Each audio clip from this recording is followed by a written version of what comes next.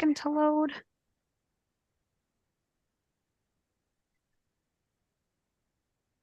So the computer must know it's Monday. All right, Jeremy, All you are right, good to go. good to go. Thank you. Before we start the meeting, I would like to read a land acknowledgement. The land on which we meet has been here from time immemorial. People have inhabited southern Ontario for about 10,000 years, and we acknowledge the neutral people, also called Attawandarun, Anishinaabe, and Haudenosaunee people, who lived here when settlers arrived and who shared this land with us.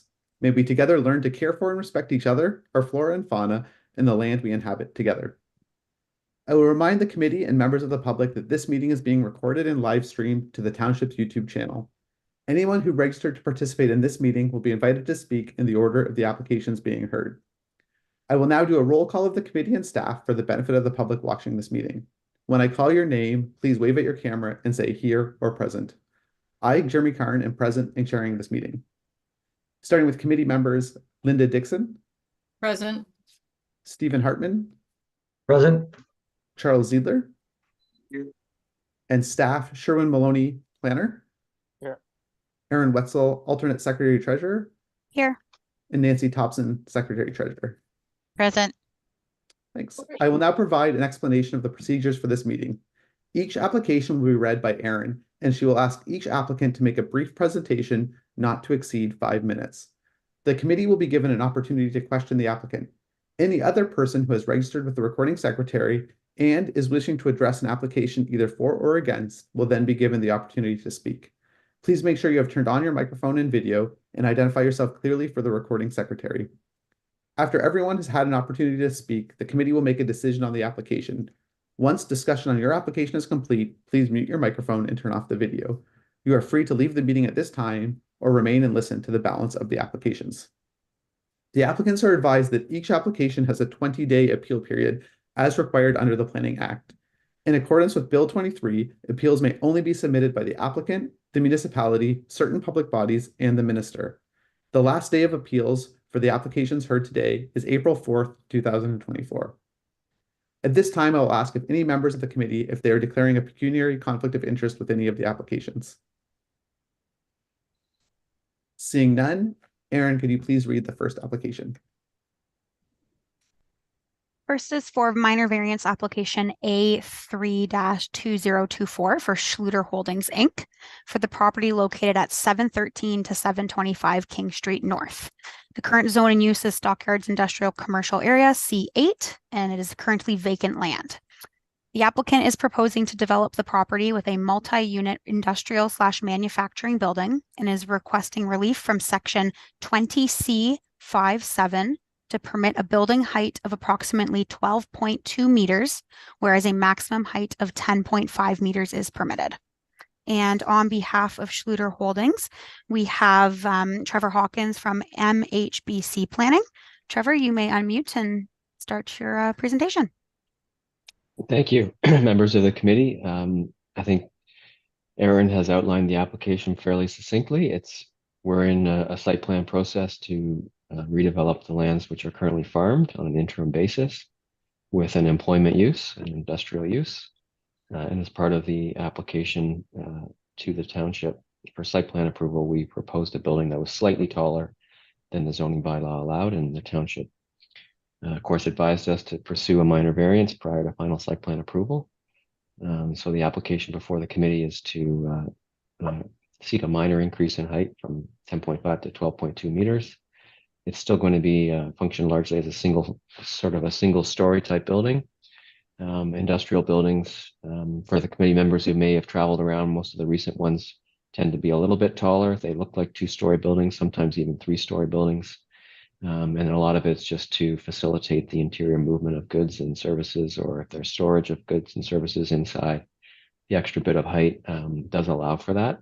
These buildings would have office components as well. So we've been working with township staff to dress up the facades of the building that would be most visible with the office components, and then having sort of the industrial pieces as far from the view of the street as we can, given the need to access them with trucks and so on.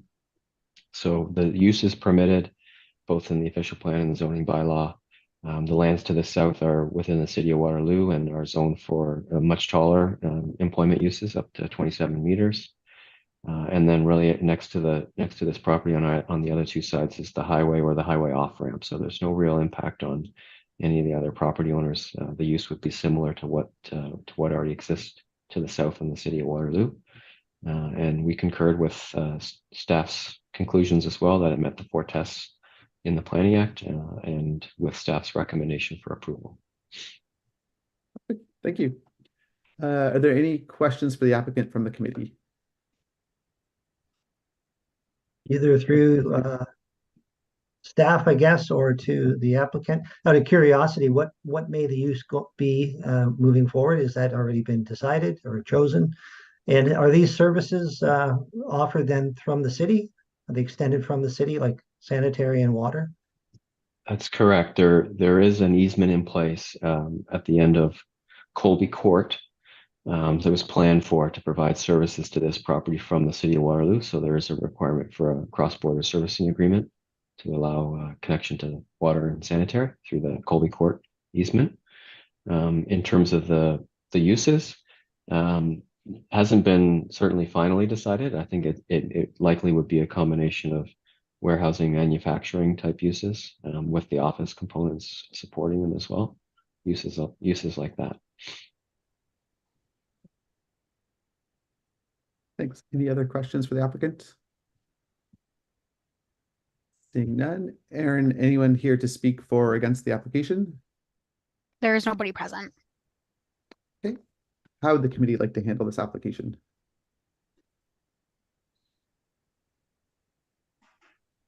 Linda.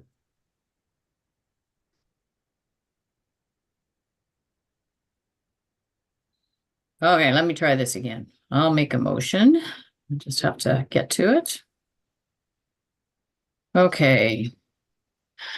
I move that minor variance application A3 2024, Schluter's Holdings concerning the property known municipally as 725 King Street North, to request relief from section 20C.5.7 in order to permit a maximum building height of 12.2 meters where 10.5 is required, be approved, subject to the condition that the owner submit the fees as required by engineering for review. Thanks. Seconder. I'll second Charles. Thanks, Charles. Any discussion on the motion? Seeing none, I will call for a vote on the motion and ask the committee for a show of hands. All those in favor? And that's everyone. So the motion is passed. I want to remind the applicant that the last day of appeal expires on April 4th, 2024. Thank you for participating in the meeting, and please remember to mute your microphone and turn off your video. Thank you. Thank you, everyone. And Aaron, can you please read the next application? Next, we have minor variance application A4-2024 for Silverstone Homes Limited for the property located at 76 Woolwich Street North. The current zone in use is settlement commercial C3, and multi-unit commercial building is existing on the property.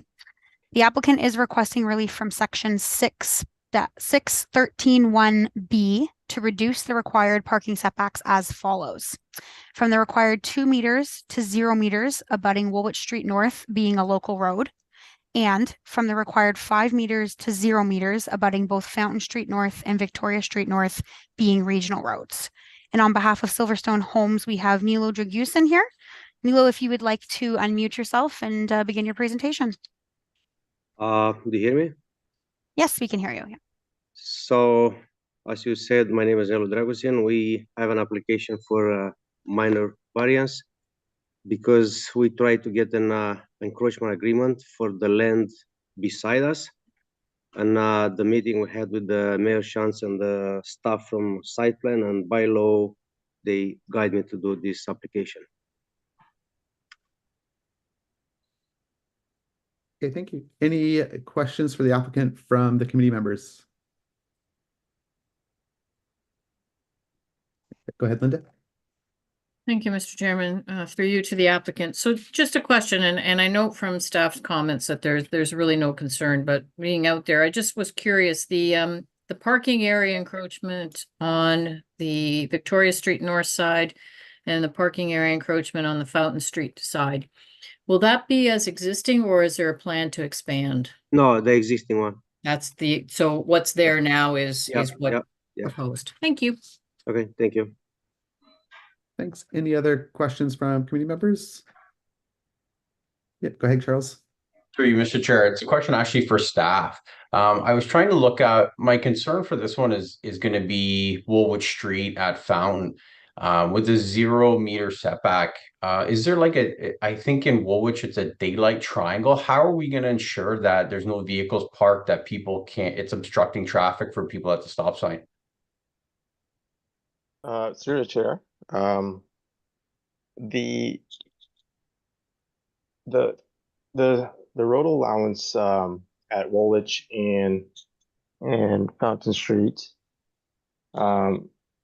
there's enough road allowance to allow for the 0 setback, as well as if there is a encroachment agreement in place in the future. There is no parking currently in the daylight triangle, and there has been no proposal to put vehicles in that area as well. So,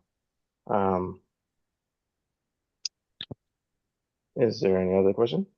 Oh, yeah, I would just, that would be had been my concern if they get an encroachment agreement onto, say, Fountain Street, that visibility is very difficult. Fountain Street's a very busy street. If we don't have clear sight down there, then I just saw a problem. But I guess the Yeah. township would make sure something like that, it's not going to happen. Right. I believe the encroachment is for the portion on Woolwich Street, I believe, just south of the entrance.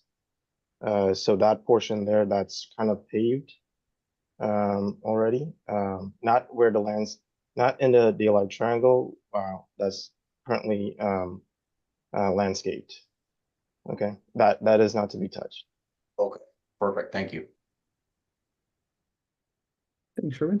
Aaron, do we have anyone else to speak on this application? There is nobody present. Any other questions from committee members for applicants or for staff? Doesn't look like it. How would the committee like to handle this application? Charles. Thanks, Mr. Chair. I'll move a motion that minor variance application A04 2024 for Silverstone Homes Limited concerning the subject property described, municipal address as 76 Woolwich Street North in Breslau, requesting relief from section 6.13.1B of the zoning bylaw. For condition 1, to recognize parking space setback of 0 meters along Woolwich Street North, whereas 2 is required from a lot line adjacent to a local road. And number 2, to recognize a parking space setback of 0 meters along Fountain Street North and Victoria Street North, whereas 5 meters is required from a lot line adjacent to a regional road. Be approved. Thanks. Seconder? I see Stephen first. Any discussion on this motion? Seeing none, I will call for a vote on the motion and ask the committee for a show of hand. All those in favor? That's everyone. So no one is opposed. The motion is passed. I want to remind the applicant that the last day of appeal expires on April 4th, 2024. Thank you for participating in the meeting, and please remember to mute your microphone and turn off your video. Thank you. Thank you. And Aaron, can you please read the next application? Yes, so our final application is for minor variance application A5-2024 for Aidan and Anna Brubaker for the property addressed 1220 Holm Road. The zone and use is agricultural A with site-specific provisions, specifically 26.1.348. And on the site is a single detached dwelling, livestock operation, and a dry industrial on-farm business. The applicant is proposing a 223 square meter commercial warehouse addition to the existing on-farm business and is requesting relief from section 622(3)(I) to permit a building height of approximately 7.9 meters, whereas a maximum height of 7.3 meters is permitted. And we do have Aidan with us. He is on the phone called in. Aidan, if there's anything that you would like to discuss or explain, you can do so now. Hear me? Yep. Yep. Well, I am basically here to answer questions if there's something that comes my way. Makes sense. Does the committee have any questions for Mr. Brubaker? Go ahead, Linda. Thank you, Mr. Chairman. Through you to the applicant. I just want to confirm, it looks like it from the building sketch that was attached, but the proposal is to make the height of this building, or the height of the addition the same as the existing building. Is that correct? That is correct, yeah. Okay, thank you. We're just making the building a little longer, that's Yep. all, and we want to match the existing. Yeah, so it looks, so the continuity's there for the height of the building. Yep, understood. Thank you. Any other questions for the applicant or for staff? Seeing none, how would the committee like to handle this application? Thanks. Charles? Through you, Mr. Chair, I'll move that motion that minor variance application A05-2024, municipally addressed as 1220 Holm Road, requesting relief from section 6.22.3I of the zoning bylaw to permit an increase in maximum height on a farm diversified building from 7.3 to 7.9 meters be approved, subject to the building shall only be 1 story. Thanks. And seconder? Linda? And any discussion on the motion? Seeing none, I'll call for a vote on the motion and ask the committee for a show of hands. All those in favor? And that's everyone, so no one is opposed. The motion is passed. I want to remind the applicant that the last day of appeal expires on April 4th, 2024. Thank you for participating in the meeting, and that's it for that application. There's no other applications, correct, Erin? That was it. All right, so let's move to approval of the meeting minutes. Have the committee members had an opportunity to review the minutes as circulated for the previous meeting held on January 8th, 2024? And if so, are there any changes required? All's good. All right, so then we just need a motion to approve those. Stephen? I would move acceptance of the minutes from January 8th, 2024. And a seconder. I'll do it. Charles, and all those in favor? And that's passed. And if there's nothing further to discuss, doesn't look like it, I will declare this committee of adjustment meeting to be adjourned.